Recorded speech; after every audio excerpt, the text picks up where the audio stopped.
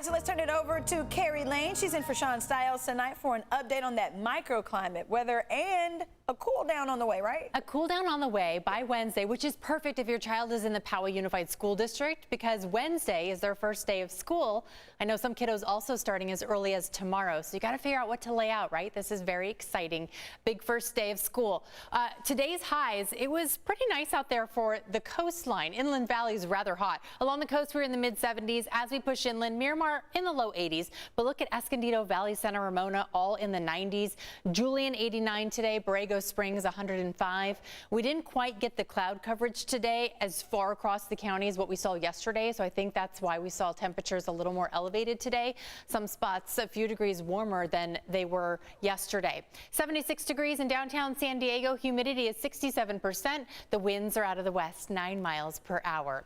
So let's take a look at the current temperatures. Along the coast, we're in the low 70s. Poway cooling off at 80. Ramona still really warm, 89 there. Julian still in the mid 80s. Borrego Springs 102. As for the cloud coverage, we saw it move in again today. We're going to see this pattern continue over the next couple of days, especially over the mountains and deserts. The clouds and that low level moisture is going to help keep those temperatures during the daytime a little more moderate. So it's going to help them not be so intense over the next couple of days. Excessive heat warning, though, for the high deserts. It's not going to be much better out there. This is going to continue through Monday night, and then hopefully by about Wednesday, Thursday of next week, the deserts will actually get some relief and come out of the triple digits.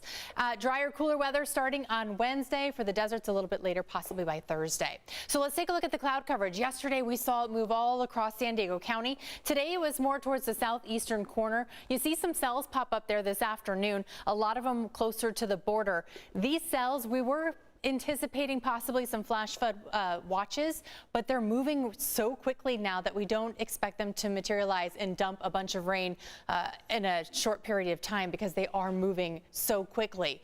As for Florida, I wish I had some better news there. Boy, they are hanging on with this tropical storm Fred. This upgraded this morning to the tropical storm status. It's expected to move over the Gulf of Mexico tomorrow and make landfall on the western portion of the Panhandle. This is expected to hit anywhere tomorrow from the afternoon hours to the evening hours and could dump upwards of 1 foot of rain as well as produce some tornadoes. And that activity is expected to last through Tuesday. Then you have Tropical Storm Grace behind this that is tracking a little farther north than Tropical Storm Fred did.